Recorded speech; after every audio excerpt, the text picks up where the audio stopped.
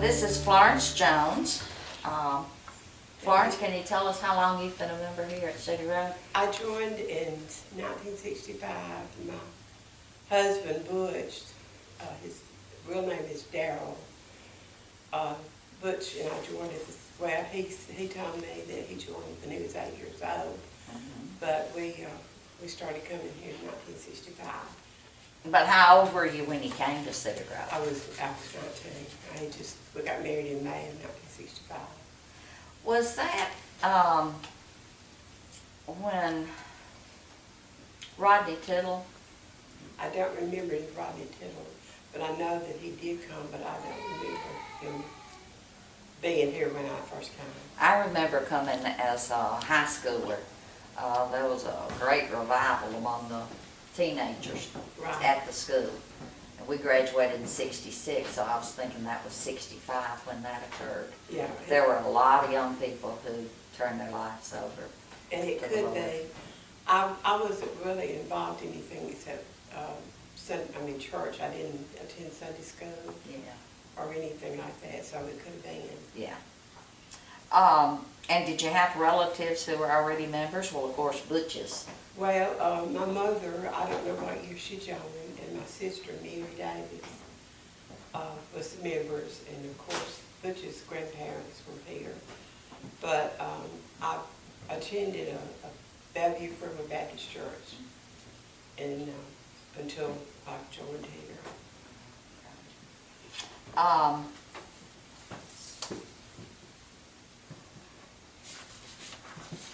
What are your first memories of church life here at Cedar Grove? Well, I remember in the chapel that we sit in the back with the Sunday school classes. That's where Butch and I sit. And like I said, I wasn't involved in Sunday school, so we just came on Sunday morning. We wasn't involved with anything else. So. Yeah. So when were you saved? I was 10 years old. Okay. I was going to church up on the hill, Bellevue, and Bill Dutton was the minister and was having a revival. Oh. But I don't remember being baptized. Oh, really? I cannot remember, and I'm sure I was at one time. Mm-hmm. Okay, and that was at Bellevue? Bellevue, Freeman Baptist. Okay.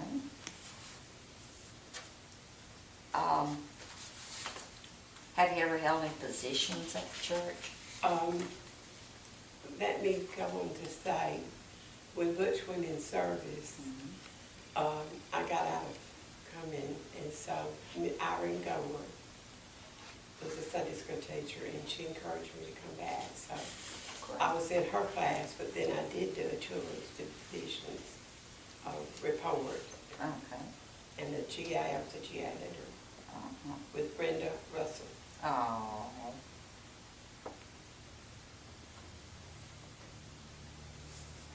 Okay. And I did sing in the choir also. Oh. At one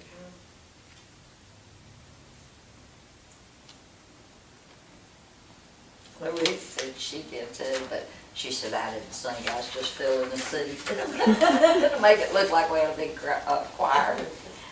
Oh. What pastors do you think had a lasting impact on your life? Well, to me, Brother Billy, because he's been here so long. Brother Battle was here when I first came. Brother Hamler, to me, Billy Agnes is the one that has really made a difference in my life. Good. Well, who are some of the dear old saints that you remember from years ago? Okay, Lillian and Elisha Smith, Beulah and Claude Cummings. Of course, Butch's grandparents, Monty and Pappy Martin, Frank and Ruby Jones. There's so many to others.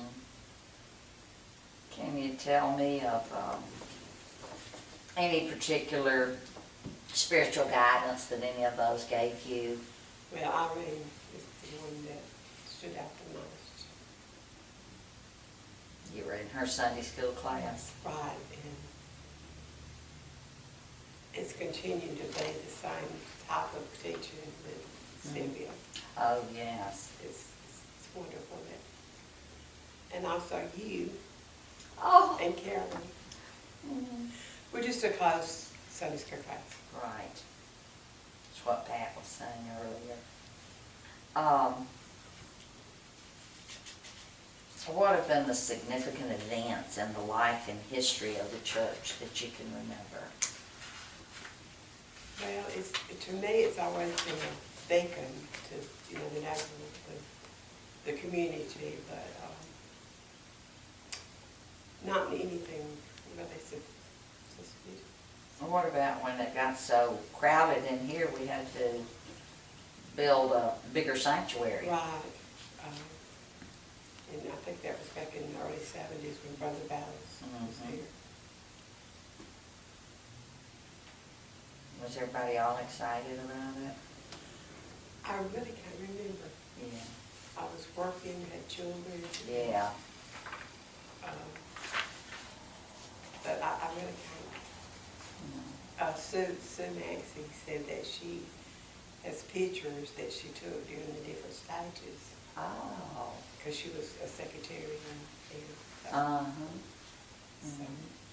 I don't remember really when it was being built. Yeah. What about funny stories about Maylene and Elisha? Moni and Poppy, Patty Martin and... The thing that stands out with being Melanie and Elisha was not really here at the church, but Butch went to Germany in April of 1967. And Melanie and Elisha, Beulah and Claude and Peggy and Billy Cummings, we went to Lake Martin for a week, and they caught 500 crappie. Oh, my goodness. But Elisha was a big man of stature. It was in, just like the tacky party there. They really had a good fellowship, that generation. Yeah. And we did too. Yeah. We did. And just about everybody was kin to each other, weren't Yes, they? yes. You can't say anything about anybody. Uh-uh. You're talking about your relatives. And see, Eudora was your stepmother's mother, and then her grandmother was going here, and I didn't know for years who her grandmother was, Bertie Lee, Uh-huh. until she passed away. Oh. And then Saberley was also Eudora's aunt, or her sister. Mm-hmm. Okay. So Beulah and Clyde Cummings and Maylene and Elisha and Moni and Pappy Pappy. Martin. Right. Yeah. Pappy was custodian here. And he was also a Sunday school teacher. Tell me about Don Martin. He was Sunday school teacher since he was a kid, I think. 18 years old. Oh. He started teaching with 18, and he passed away 3 years ago this month. And he taught he was born in 1929, so he would have been 90 this next year, but he taught in his early 80s, Mm-hmm. until he wasn't able to read. He couldn't see as Yeah. well. But he had a wit about him. He had an older brother that lived in Huntsville, and Terry was after my husband's mother got killed in a car wreck. Terry sort of took over and was trying to help the family. But Don was really a partner with us too, and we've got so many memories.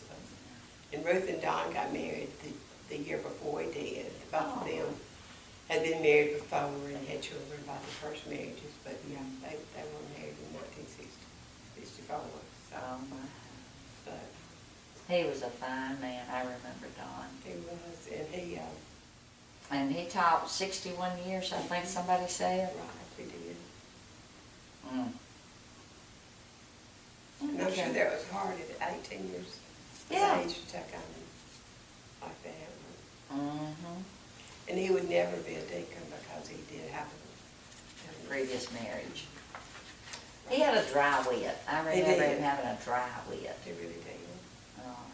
But he and Ruth were such fine Christians. I really liked them. Okay. How do you think the church has changed since you first came here? Well, you know, Pat Reynolds was asked about the years that Bob was here, and he was very instrumental with the youth. We've had several good youth pastors and song leaders, but this church has always been there for everyone in the city or the community. But I just think it's people come here before they go anywhere else because they know they can get help. So I hope it continues to be like that. Yeah. Well, how would you complete this sentence? God is calling Cedar Grove Church To be a beacon more so and to give back. We are, everybody is blessed that's in, I know we have problems in our families, with our children and in our families, but as a church, we always stick together, we back each other up, and it's just, I have a friend that when we used to work together, and I said, you need to get involved in church. He said, you don't have to go to church to be a Christian. I said, yeah. But he had his wife passed away recently, and he didn't have anything because he didn't have that support of your friends and your family in church. So It means a lot. it doesn't means it? a lot. It really does. Okay. Is there anything else you can think about you'd like to share? No, I'm just so thankful we're having this anniversary, and I know there's going to be so many people that's looking forward to coming back to see what we've done. Okay. Thank you, Florence. You're welcome.